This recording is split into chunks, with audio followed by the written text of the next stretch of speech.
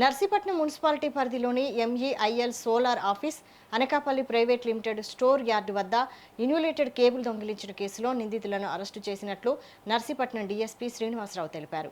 ఈ నెల 17న PVC ఇన్యులేటెడ్ cable దొంగిలించినట్లు town police స్టేషన్లో ఫిర్యాదు నమోదైందన్నారు. కేసు నమోదు చేసి సీసీ కెమెరా ఫుటేజీల ఆధారంగా విచారణ చేపట్టిన పోలీసులు నిందితులను గుర్తించినట్లు చెప్పారు. పీవీసీ ఇన్సులేటెడ్ కేబుల్ ఉందన్నమాట. దాన్ని ఒక 1000 మీటర్స్ థెఫ్ట్ జరిగింది. కాపర్ వైర్ థెఫ్ట్ జరిగింది, వర్త్ 3,50,000 రూపీస్.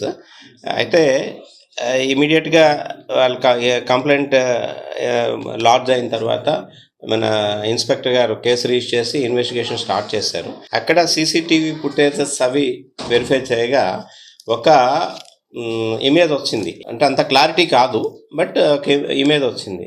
ఆ ఇమేజ్ని బట్టి మనకి పలానా వాడు అయి ఉండొచ్చు అని చెప్పేసి మన క్రైమ్ టీమ్ అయితే సస్పెక్ట్ చేస్తున్న వాళ్ళంతా కూడా మనకి ఉన్న డీసీ షీట్ హోల్డర్ రౌతు మల్లేష్, ఇంతకుముందు మనం అరెస్ట్ చేసాము చాలా కేసుల్లో ఆయన్ని.